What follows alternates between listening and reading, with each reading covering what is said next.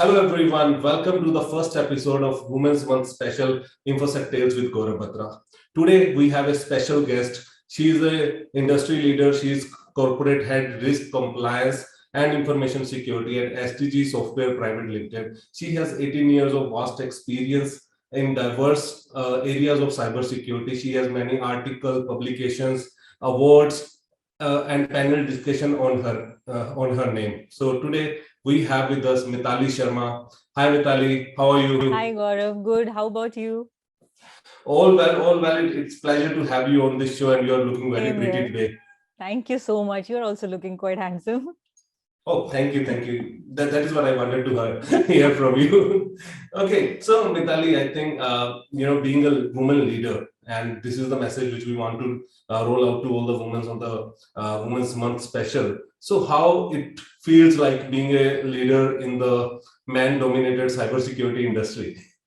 So definitely it feels really good, Gaurav. I mean, it has been a difficult journey to come to this stage, but I really feel now there is a paradigm shift where, earlier it was completely male dominated industry.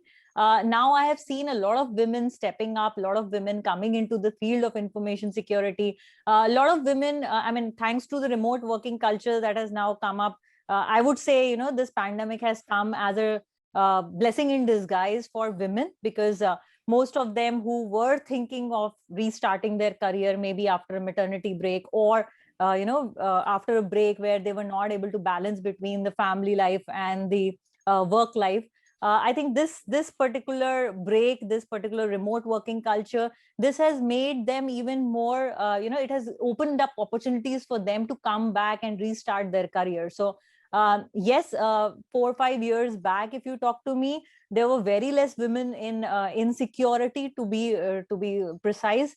And even when I used to go to certain events, I used to feel, I'm the only woman speaker there, and people used to congratulate me for being the only women speaker. But honestly, I used to feel, why are there no more women in the industry? And gradually I saw more women coming in, and there are initiatives, I think, which have come up thanks to Women's Day, special kind of initiatives that have started everywhere.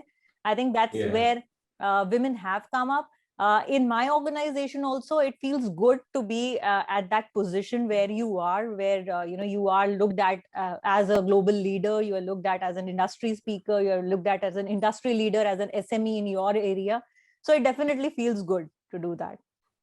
Oh, great. As you said on the events, being only a speaker, I remember in 2017, we were in a panel discussion, like, four men, and you were there. And then the words and how you spoke, I was like, yeah, isme dum hai. Matlab, she's different. And of course, that time I was looking into the conversation with you in the panel. So you were like, after the experience, which whatever you have gained, you have become like this, and the leadership qualities has emerged in you. Or how was you during your school or college days? So Meetali was like the same bold girl, or how was it?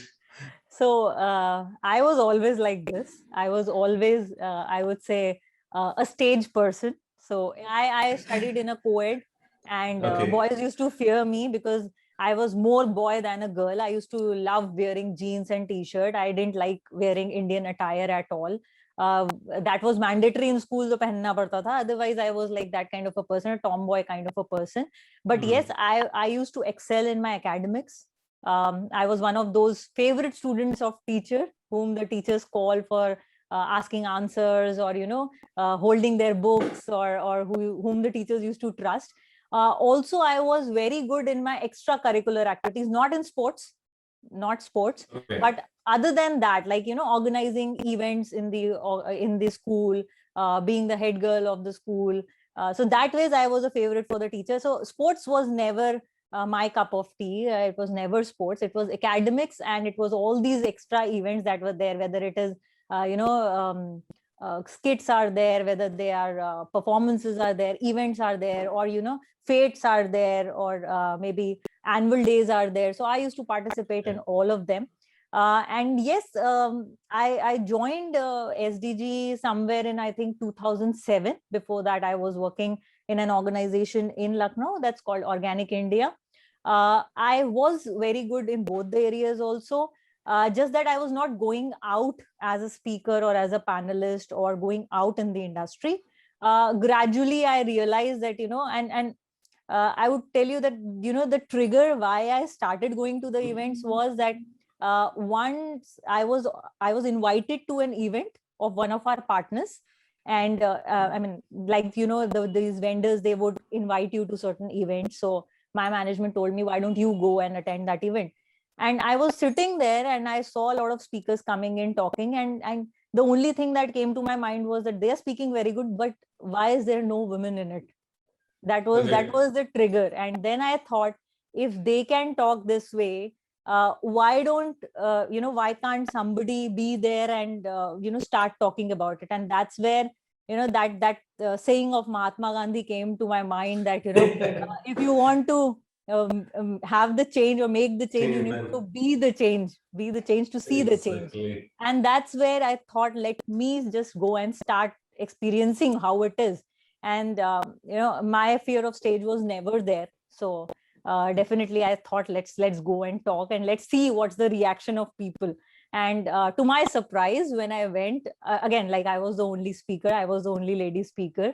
And there was a the first speaker invite, I remember it was from Bharat Exhibitions. And everybody was just waiting that when will she come onto the stage. And they had kept me as the last speaker just before lunch. So you can understand, already the event gets delayed, and then before your speaker event, everybody is just looking to go to lunch, and you are standing between them and lunch, and it's your first speaker event. So that was how it started. But I'm happy when I started talking, everybody, I mean, it got extended from 15 minutes. I was supposed to talk for 15 minutes, but they had so many questions. They were there for almost half an hour. And after that also, there were a lot of queries that came in. And that's where, it started, this journey started of going into the events and writing See, blogs. that step, when you took. So, have you ever thought that you are gonna be in Women's Month special episode with Gaurav Batra? So, so it happened. Nobody knows they are going to go on Kapil Sharma show. Similarly, I also didn't know that I'll be Yes, yes, part yes, of Gaurav that Batra. came from there. Yes, but yeah, I think yeah. So that events and everything. But how was your college life?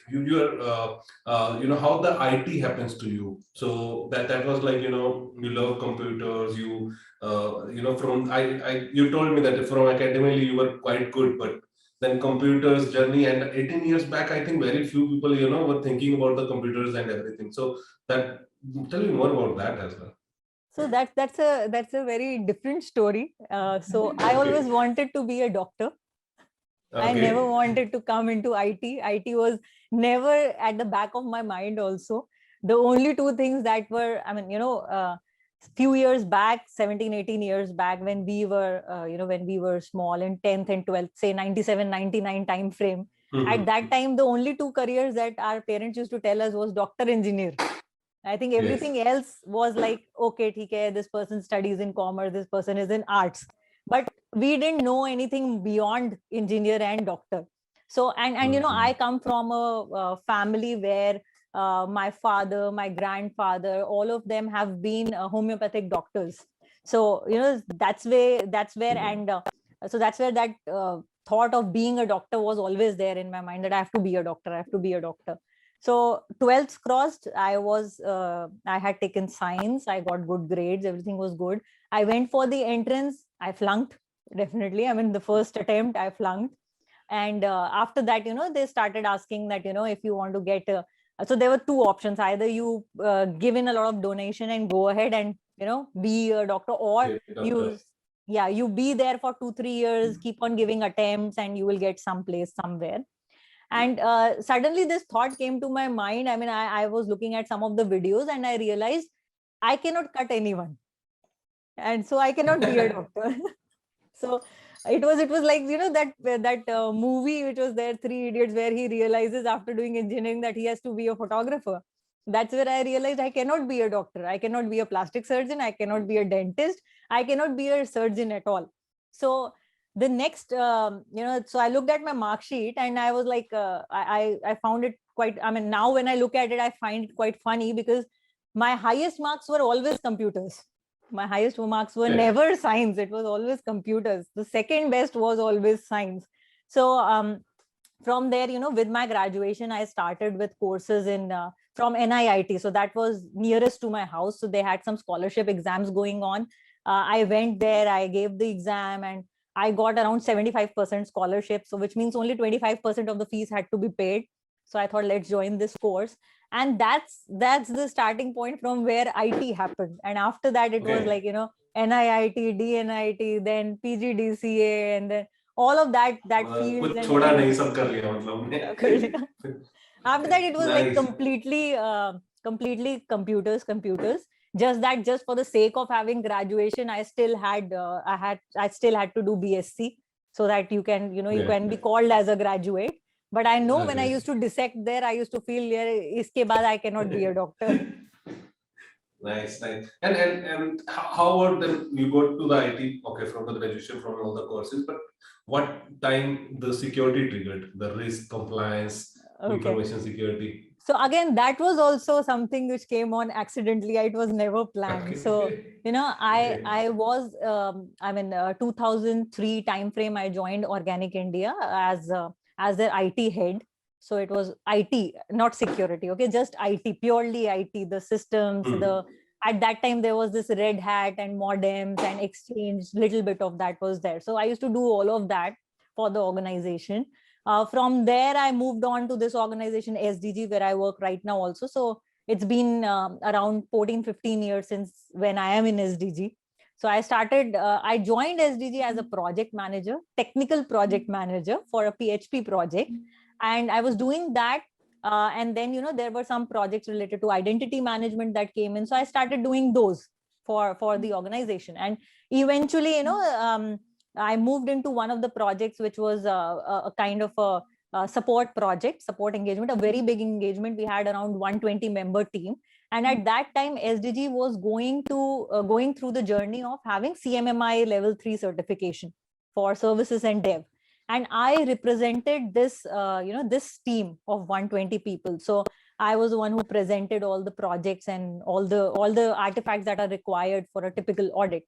And after that, there was another customer who wanted to have a complete compliance program and a complete segregated compliance framework for the organization.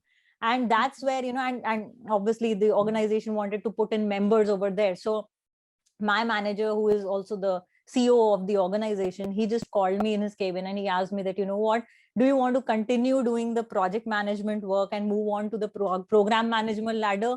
Or do you want to move into a corporate role and, we take you to an area where you can design policies and processes for the organization?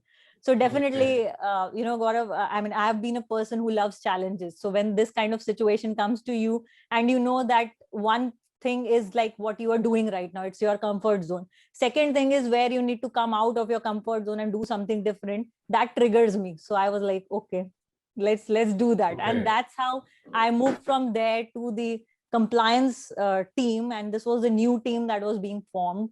I started as a risk leader, understanding all the risk frameworks, all the risk and all of those concepts, studying about them, completing my C-risk and all.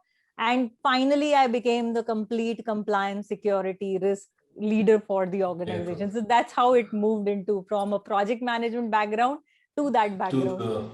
So not many questions I have on this, but coming back to our previous discussion when you mentioned that okay, you were there at the stage with all men waiting for you, before the lunch and before 15-minute talk. Were you nervous that time? Oh, I am always nervous for any of the events, even till date. I have butterflies in my stomach. I think every day is a new day and every event is a new event. You need to have those butterflies in your stomach. If you are too overconfident, that it means then that your hunger and your thirst for knowledge has diminished. So that fire, that hunger, that should be there. So yes, I was very, very nervous. In fact, my hands was shaking at that time. I remember clicking the mouse was also like, I don't know what am I speaking, what am I saying? I didn't know. I had notes with me, just in case, I flunk and I'm not able to say anything, I can at least look at my notes.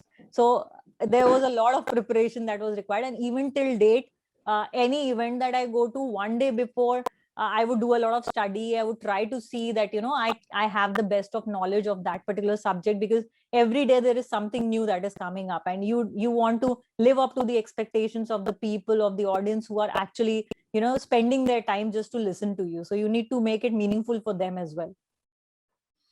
Okay, then how you overcome that, like, that was a fear and you were like, oh, I don't know what will happen, or how you overcome, or maybe, once it was done, what was the feeling? Yeah, I've done something great. So before that, before I started the event, it was like, you go in up to the stage and you see, and that was a government event, so you can understand those government officials sitting there, and that lal batti gadi standing outside, and those people and their followers standing there, and they have made their great speeches, and now it's your turn. So you feel a little bit nervous that what you're going to say now, and you are termed as that this is the industry expert who's going to come and talk. And then you feel that, okay, I don't know if I will be able to talk or not. But then I had that confidence that I have a background of this particular industry. I know this subject well. Not just that I have only read about this subject, I've also worked on this subject, so I know in and out of it. What will somebody ask me about it? They'll ask me what I have done. If I have not done something, I'll tell them honestly I don't know about it. And that's where I felt that you have to do this, because this is not just for you. This is to make people understand that women also know security. Women can also speak about security, about mobile devices, BYOD, cloud security. So they also know all these terms. And that was where that confidence was there. And the moment I finished everything, and the spark that I saw in everybody's eyes, the applause that I got from them, that was where your confidence went from maybe 30 to 130. So that's how it was. And you said, like, you want to be there, you want to speak because there were no women. But have you tried that in industry? Are you opening up the roles or the positions for more and more women? Are you guiding? Are you reaching out to the women and saying, women can do actually cybersecurity? It's not that every role is 24/7 demanding. So there are many roles, and anything you're doing in that field. And specifically, I want to give Yes. the message to all the women over there. So there are multiple things that I have been doing. I have mentored a lot of women who want to do a kind of a second inning in their careers. I've tried to so on LinkedIn, a lot of women reach out to me saying that we want to start our career or something. So I try my best to mentor them, speak to them, guide them the best I can.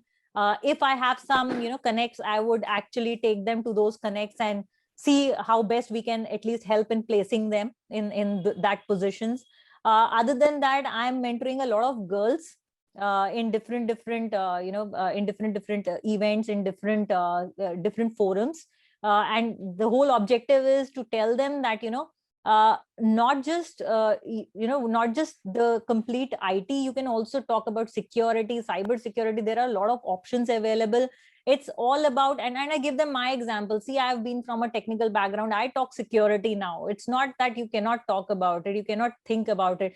It's the hard work and the determination, dedication that you give to your studies. So I'm doing that work. I'm trying my best to include more and more women in our organization, like not just in my team, but in multiple teams within the organization.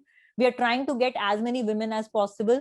It's not necessary that you have to work in a night shift. Why do you have to work in a night shift? I think it's more bringing that organizational change, where organization is flexible to maybe give women the time when they want to work. Like I enjoy that flexibility for the last 14 years, and that's why I'm there in this organization for 14 years. So that kind of flexibility, that kind of things, I think that's what is there. It's more about women thinking themselves that I want to step up, I want to do something, and I am capable of doing that. If you feel that way, then I think nothing can stop you from doing it. You need to get up, you need to talk to people, you need to reach out to the right persons, and you need to ask for help wherever you need it. But then I think nowadays I don't see that kind of barriers which used to be there. I think I would say 10 years back when I started my career, there were barriers, there were a lot of biasness. that we want to have men in this position, we want to have men doing this, we want to give more salary to men or that. But I think now, if you speak for yourself, I don't think, I mean, if we say, if as a woman I say that I need equality in all the sets of life, I am getting that. Even, even now, it's not that your husband will look up to you that you have to do all the household work. It's not the case now. I think everybody is helping now, otherwise you're getting helping hands. So it's more like, you accepting that change and you stepping up and doing it, rather than just thinking that somebody else will come and do it for me.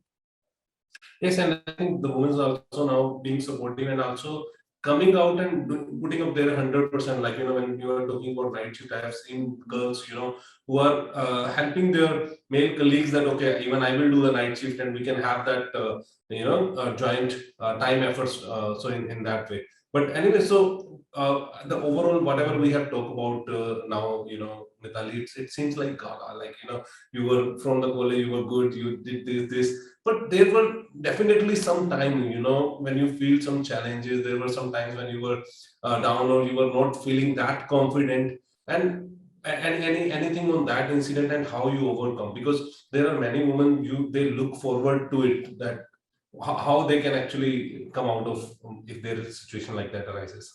Right. So I think, Gaurav, there have been many situations like that, not just one. I can think of many, many situations. There was time, like, my entire family lives in Lucknow, and, I stay in, I mean, my office was in Noida, and earlier, I used to travel, I used to be 1 week in Noida, then Saturday, Sunday, I used to travel to Lucknow. So my husband used to have his business in Lucknow. I used to be in Noida. Yeah. So just imagine starting off your marriage and this is how you stay. So there was a lot of push from the society that I had to face, but I knew that this is what I wanted to do, and that's the reason why I did it.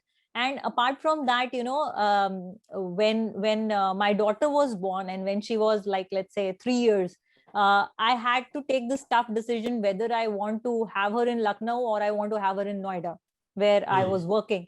And I mean, for me, the best part was that my in-laws and my parents were very supportive. My husband has been very supportive to me, and they wanted me to continue doing my job. And I knew that it was not possible for my in-laws or parents who are staying in Lucknow to shift to Noida, because it's difficult. It's a complete culture change, the way we stay in small towns and the way we stay in metros, the metropolitan cities. It's completely different. So I had to take this decision of leaving my daughter here with them and then traveling back to Noida and completing my job.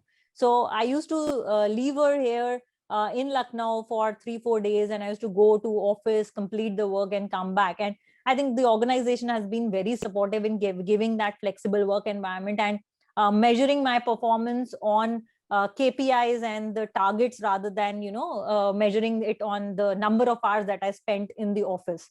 So I think that way this has been really, really challenging, because you have your first kid, and then you leave your kid and you're there out for 3-4 days, and when you come back, there are so many people telling you that you shouldn't be doing this, you are not a good mother, and you're not taking good care of your kid and all that. But then your family supports you.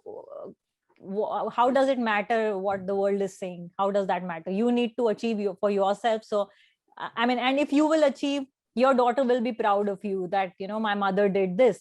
And tomorrow you would also want your daughter to step up, and you want to be proud of her. So you have to be that example for her and for other women, and you have to tell people that this is how you can do it. So I think those were two aspects. Then I think there have been many areas when we were starting on the security journey within the organization. So if I talk technically, so there were a lot of challenges that we hired some consultants, and at the last moment they just backed out. They didn't turn up. They had their own issues. We had this, we had that, all that, and they were not doing our work. And our target was we had to complete certain set up the compliance setup and all of that journey in a period of 3 months. And that was probably the time when I had my pregnancy also, and I was like 3-4 months pregnant. So your first pregnancy. And I think from that day till the last day of my pregnancy, I was actually working and writing those controls. So it definitely helped me, but then it was a very challenging time because exactly, a lot of mood swings as well, right? That time, yeah. and when you're working. And imagine at that time you're talking about background check, asset management, vulnerability management. Exactly, I can imagine. But So how those old is those your are some daughter challenges. now? So she's eight and a half now. Definitely, she must be proud of you. Oh And yes, so, she is a complete auditor. I think it's all because I wrote controls at okay, that time. So she would audit on everything. What are you doing? Why are you working there? Where are you going? So she would know everything that you so no, she you are gives not writing attention your to mails. details, huh? Yeah, she So would say you are attention not to writing details. your mails. You are actually, not writing your mails. You're just chatting right now. I can see that you're not on Teams. So she'll come and say that. Okay, auditing the auditor mama. Yeah. That's what I say. Nice. So I think, yeah, auditing perspective, so consulting resource everywhere. So what is the biggest security challenge you have seen in your career? After was there any time you feel like scared? Oh, this has happened, and I may, it gonna impact my job or my role or something, that situation. And if you have tackled that.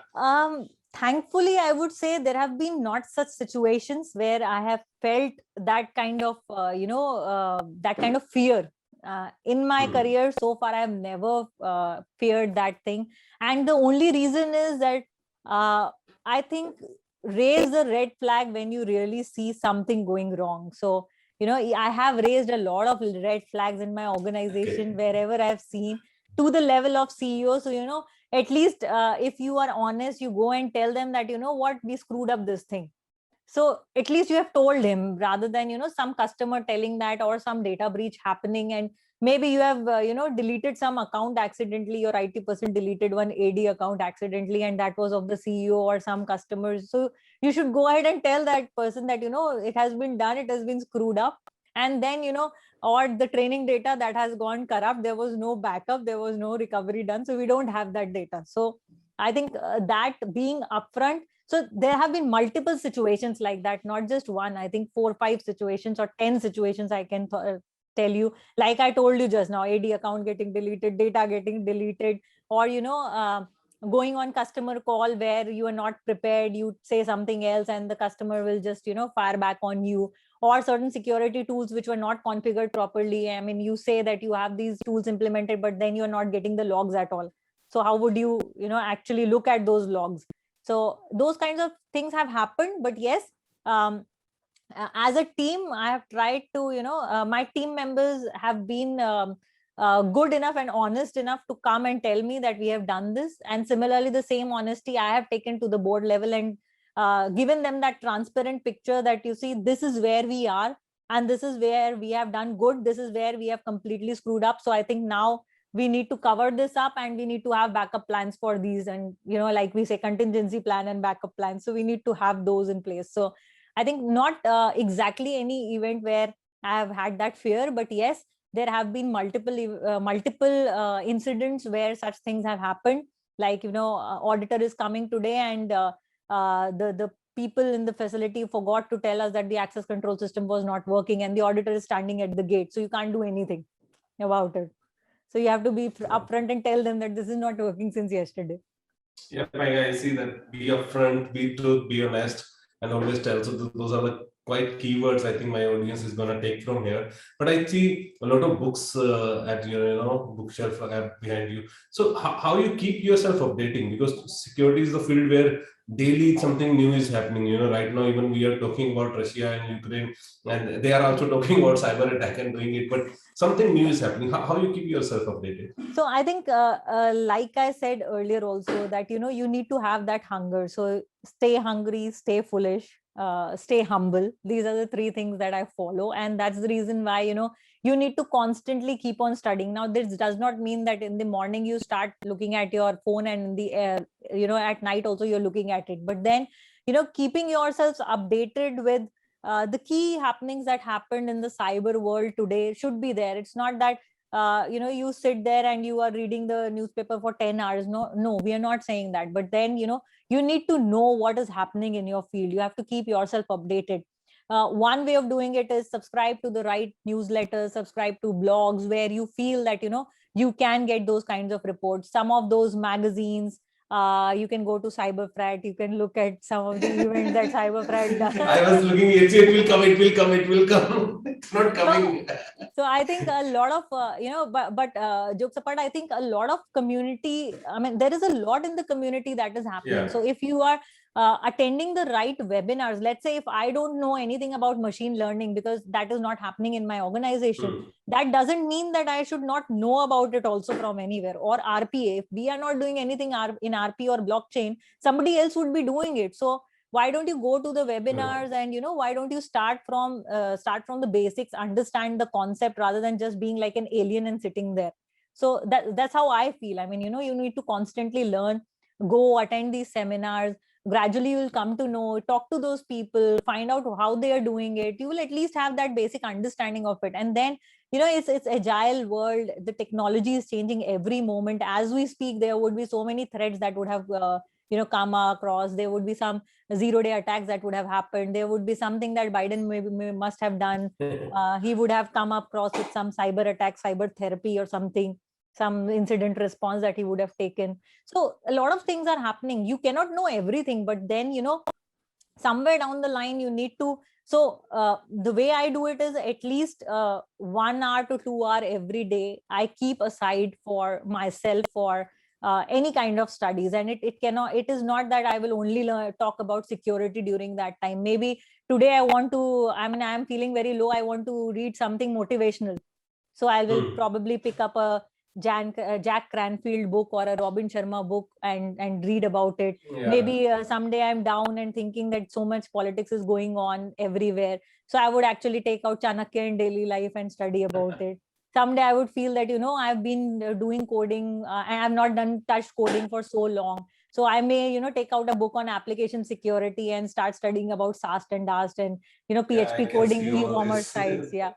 So it is actually, I mean, someday I may feel too spiritual and I may take out Bhagavad Gita and start reading that. So but yes, you need to have that habit, that constant habit. I mean, laptops, desktops, mobile, everything is good. It's a good source of communication. It's a good source of collaboration, bringing us together. But then, that thing that books had, that I think nobody else can give you, that feeling of turning those pages and underlining the difficult words and studying them, highlighting the important words. I think that's something that books can only give you. And I think that's the reason why you should always be grounded. You should never leave your roots. You should stay there.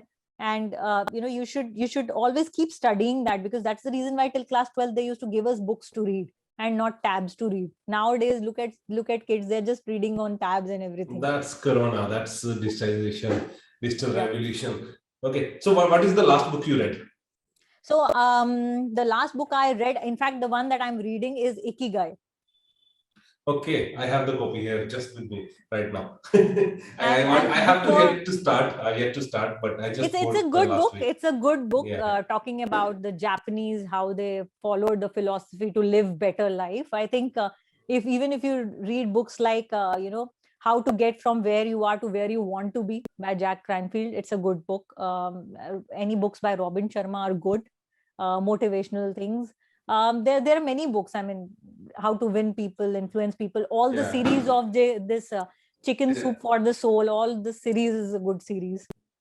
So one thing I think, I'll not talk more about your professional stuff now. Let's say let's know more, Meetali. I'll just take 5 more minutes. I want to know. So after your day-to-day work and when you need to relax, what do you do?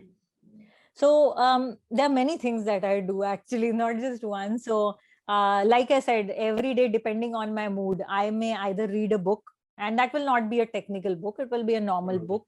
I would play with my daughter, maybe for some time. I will spend some time with her. So I make it a point that I spend some time with her. I'll go out on my terrace and have my tea there in the morning also. I mean, if I want to feel relaxed. Now you have the terrace, and we don't have that.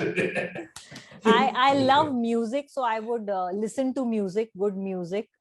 It could be Punjabi songs, it could be normal Hindi songs, it could be English songs. You are listening to EP01? Yes. No? Okay, okay. And you can, I mean, I also love dancing. So sometimes, it's more like close the room, have your speakers on, You can and show just some moves, dance. Some moves, show some moves then. Okay, great. Okay, and traveling, how you do? Means, if you need to go out, what is your favorite place where you have been, and what is the place you are thinking you want to go? Okay, so you touched upon the right point. I think so. Me and my husband, we own a couple of holiday homes in Uttarakhand, and it's a place. Amazing. It's a place, beautiful than Switzerland, I would say. It's a small village. It's called I was there Hartola. last week. I attended a wedding there on 17th of this February Ah, good. So were in you in Jim Corbett. Hartola? Oh, Jim Corbett. No, Jim Corbett. this one is even higher. It's at 8,000 Okay. feet. And the place is Okay. called Hartola. And the best part is that it's a small village of 250 people. And it's a remote village. You can see the glacier view right in front of your eyes. So it's the glacier view that you are shown from Nainital. It's that view. I mean, you open Okay. your window and you can see the glaciers. So that's the beauty. In summers, you can see all the kinds of fruits there: plums, peaches, apricots. So you can actually pick them, and you can pluck them, and you can eat them. So that's how the place is. And we actually took that place, those we built those two holiday homes for ourselves around 8-9 years back. And we Okay. turned that entire village into an organic village, no plastic zone. So that village Amazing. was Amazing. converted into that. And now no pesticide, nothing is being used there. And there were 3 government schools in that village. So we took help from the kids over there to, those Maggie packets and all, to just remove those packets. We did a lot of those drives. All of this plastic was collected and it was sent downhill for recycling. So we used to do that. And then or this organic thing, we brought this organic thing. And we are planning to put up a soap factory there, where the women, the women who are not getting right jobs, they can actually be there and they can do that. And to the students, we gave them a lot of cyber education. And we actually gave them education on sex. So sex education also we gave there. So me and my husband, we started this as a hobby, but we started loving it. So Okay. every time we used to go there for 3-4 days, we used to do this. And we did a lot of plantation drives there. So with the forest department, we have done a lot of Wow. plantation drives. So, and we do a lot of plantation within our city also. So we had been a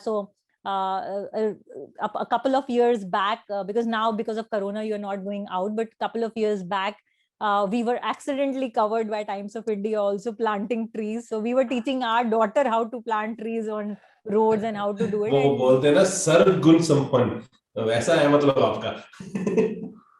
so सही है. that's what we do. So that's one place that I love going anytime, not just because it's my place, but I mean, not because that I have a house there, but because it's a beautiful place to be. I mean, it's a beautiful place to relax. It's a beautiful place to enjoy nature and be with nature, and just to, unwind yourself. I think that's the beauty of that place. So that's one place that we love. The second best place within India that my daughter loves the most is Goa. So anytime you tell her, she can Okay. go to Goa. So these are the two places, I think, which are the favorite of family, I would say. Question is, one industry friend whom you can talk your heart out. Oh my God.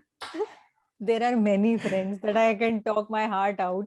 One I'm talking right now, but other than that, I think Pooja is there, Saloni is there. These two have been a very good friend. And Pooja has been one of the persons, Pooja Chatrat, she has been one of the persons whom I have known right from the day I received my first award. So, Next 100 award, the first award that I got, I think that's the person. And other than that, I think there have been many people in the industry whom I can talk my heart out, because again, I would say that Punjabi thing. So if we are Okay. open to someone, we are very open people. So I have many people like I can speak to Burgess, I can speak to Gautam, I can speak to Jaspreet, I can speak to I mean, there are many people. I mean, I can speak to Okay. a lot of them. So it has been a very open conversation that I've had with them, and I think that's where the key is there, that you need to open up. So Mansi is there, Ravinder is there, so there are many people in the industry whom you can actually go and speak.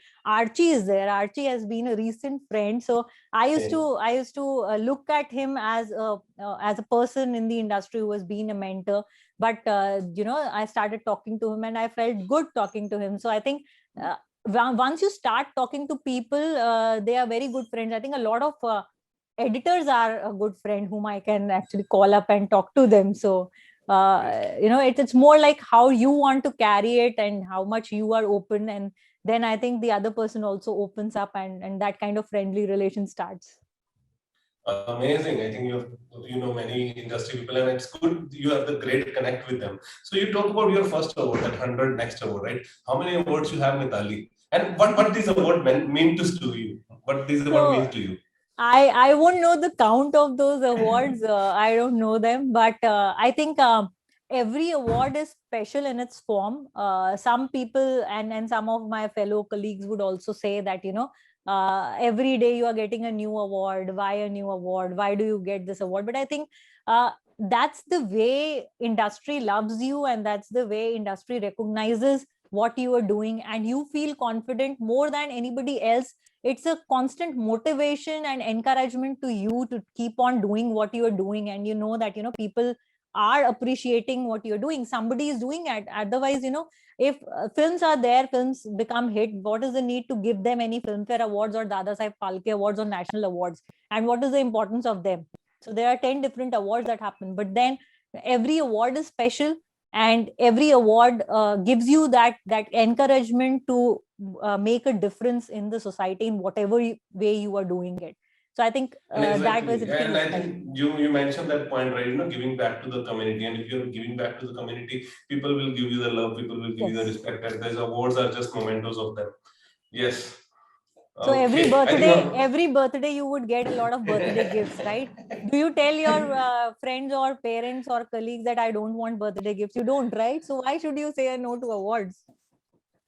Okay, so my last question to you. So women who are listening to us want to make career or want to going through some stages and want to get some motivation or something. If you want to tell today this girl, what are the three advices you would like to give them that so that they have a amazing life ahead. Three advices. Okay. So the first one would be, I mean, very important would be believe in yourself. That's very important, because until and unless you believe in yourself and you feel you can do it, you build that willpower within you to do it. Nobody else is going to come and do that for you. Nobody else is going to help you. You will never get help anywhere until and unless you feel that I want to do it, until and unless you have that determination within you, that, so that self-belief and that believing in your own self. I'm not saying that become greedy and say that I am the best and nobody else can touch me. No, but there is a difference between being arrogant and being self-confident. So be self-confident, don't be that arrogant.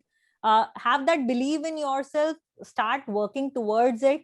I think that's where you will be able to achieve whatever you have thought for. You need to plan that, and you need to take small steps at a time to achieve that bigger goal. I mean, even if you look at any buildings that are built, Rome was not built in a day. Every building is not built in one day. It takes time to build a certain, I mean, first you have to have the foundation right. So have that belief in yourself.